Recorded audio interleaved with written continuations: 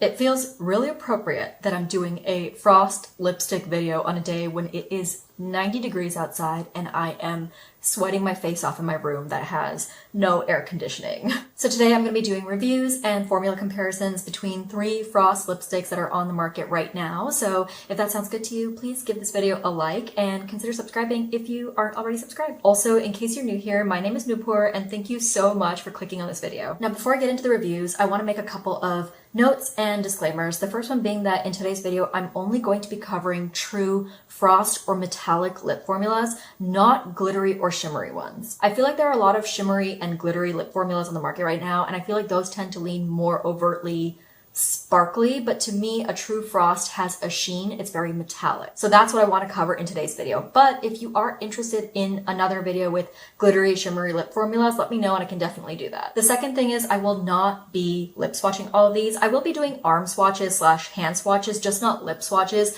mostly because I don't want my lips to fall off, but also because I already have YouTube shorts up lip swatching all of these, except for a few of the newer shades from Unearthly, and I will have a short coming up very, very soon with those shades. So I will link all of the respective shorts here so you can go check those out. Lastly, I did receive all of these products in PR, so I just wanted to disclose that, and now we can get into the reviews.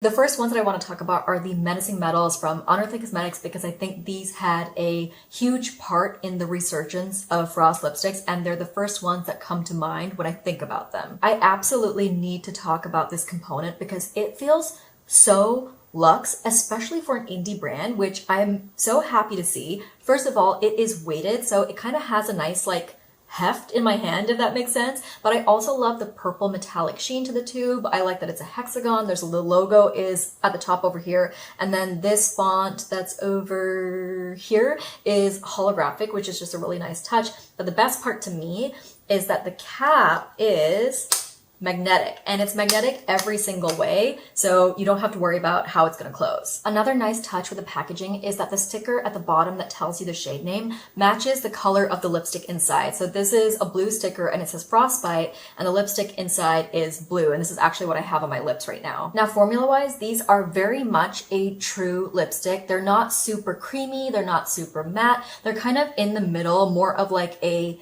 satin finish, and they glide on very, very easily, not streaky at all, and very, very pigmented. And because they are a true frost, and some of them do have a little bit of shimmer, which I'll get to in a minute, but because they are a true frost and there's no actual glitter in this formula, there's no grit at all, they are very, very smooth on the lips. Currently, the brand has 15 shades available. The 6 up here were released last year, and then the bottom 9 shades were released earlier this year. I feel like the shade range is really, really great. You have everything from iridescent shades to deep dark shades and stuff in between. You mostly have colorful shades in this range, but there are a couple more quote-unquote wearable options. I feel like the most wearable options in the shade range are these 2 up here because this is like a classic red and this one is more of a deep vampy red, and then I feel like everything else is more of an overtly colorful shade. I mentioned earlier that most of these are a true frost, but there are a couple of exceptions that are a bit more shimmery, so let me bring you in closer to my swatches and I'll explain. So with these 6 shades up here that were in the initial release, I feel like Void and Ember are the most sparkly. They're not quite glittery, but they're a lot more sparkly than these 4 shades,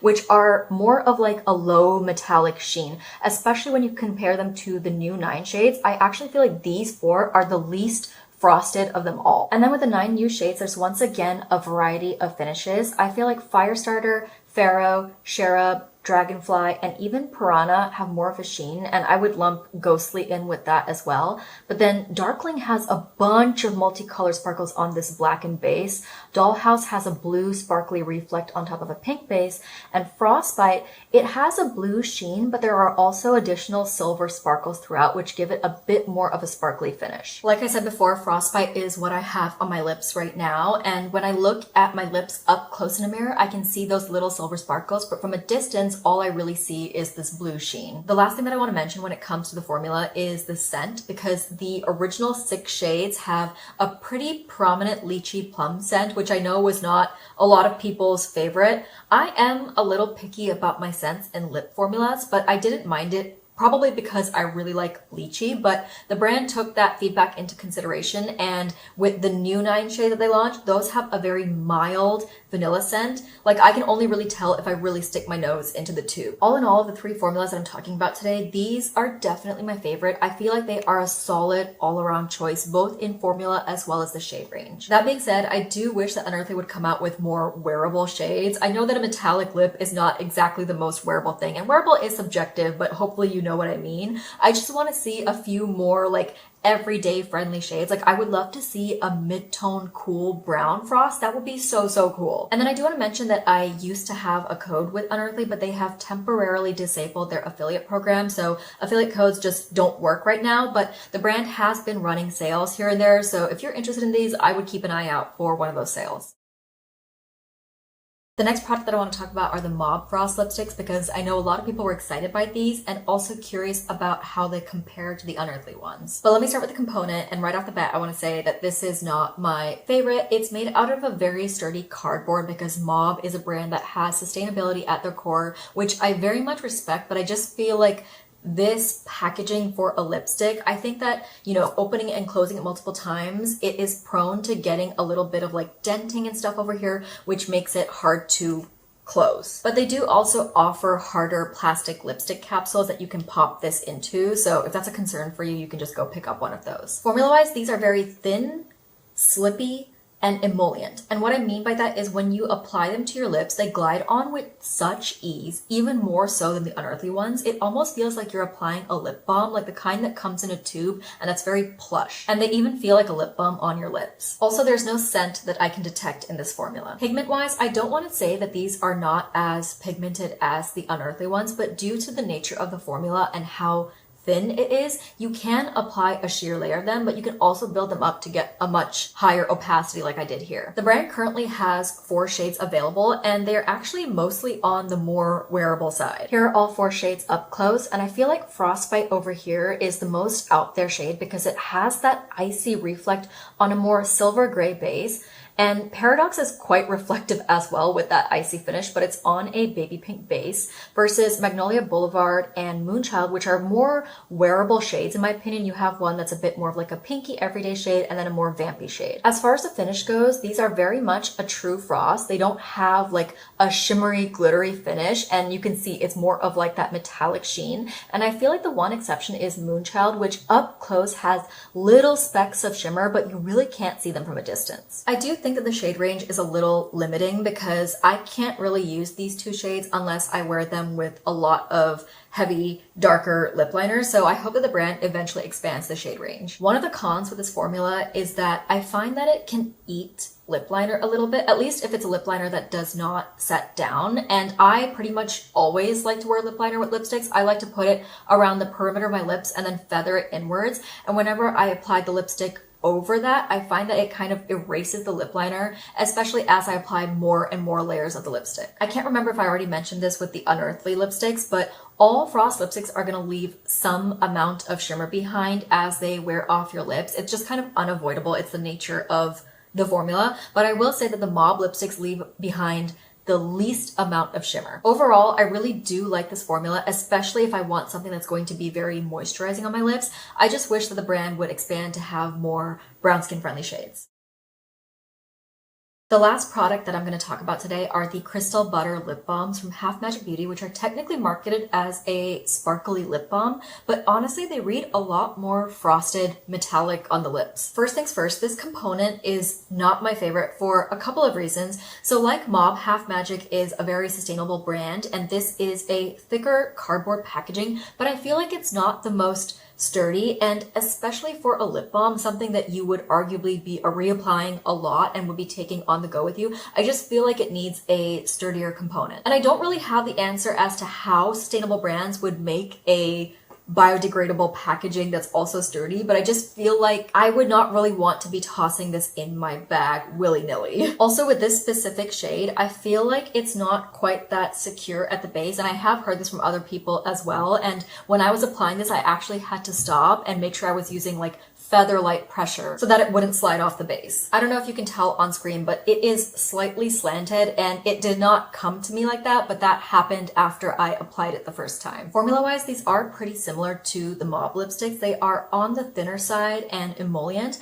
but they're not quite as slippy as the Mauve ones, and they feel more nourishing, probably because they are a true lip balm. And there's no scent to this formula either. Since these are true lip balms, pigment-wise, these are a bit more on the sheer side, and you do have to build them up in multiple layers if you want a high pigment load. I swatched all the shades here, and I did have to do multiple swipes to get to this pigment level. Also, I mentioned that these are marketed as shimmery, sparkly lip balms, but I feel like you can see they come off as more of this frosty sheen, but at the same time, you can see those shimmer particles. So it's a very interesting formula. Like Mauve, there are currently 4 shades available, and also like Mauve, 3 of them are a bit more on the wearable side, while the last one has more of an icy finish, but it also has multicolored sparkles in it, which make it very, very interesting. But unlike Mauve, all 4 of these shades actually do work on my skin tone. I do have to wear these lighter ones with a little bit of lip liner, but it doesn't have to be super heavy or dark. I can get away with like a very neutral mid-tone lip liner, and I think that the reason that these two work is because they are so sheer. They don't have much of a base pigment to them, so they just kind of like blend into my lips, and it's really just the reflect that shows up. I really, really love that this shade exists in the lineup. It's a warm toned brown with like silver and reddish warm sparkles in it, but they're not very obvious from a distance, and it's actually what I have on my lips right now, and I just feel like it's such a wearable shade for a shimmery lip product. Now, since these are a lip balm, the longevity on them is not great, especially compared to the other 2 brands. Unearthly's wear like a regular lipstick, so they do stick around for a while. Mauves wear off a little faster than Unearthly, but these wear off the fastest. And that is because they are a lip balm. Now, because these are lip balms, they are very moisturizing and nourishing on the lips. And in the past, like when I first started using these, I felt like they left the lips a little dry once they wore off. And I was speculating that it was because of the shimmer particles being left behind, but now that I've been using them for more time, I don't actually think that. I feel like they do leave the lips moisturized even once they wear off. Alright, that's it for this video, and I know that there are other Frost lipsticks on the market now, but these are just the ones that I have in my possession, so let me know if there are any others that you think I should try. But yeah, let me know if you've tried any of these, or if any of these shades are your favorites. I always love to know, and also what you think about frosted lipstick in general, because I know that it's a huge trend right now, but can you see yourself wearing this for years into the future, or is it just like a short-lived trend? Also, let me know if you would like that review video for all of the sparkly glittery lip products that are out there. I'm probably gonna end up doing it anyway, even if it might be a while, but I always like to know what you guys want from me. As always, please don't forget to give this video a like before you go, and I'll see you in the next one. Bye!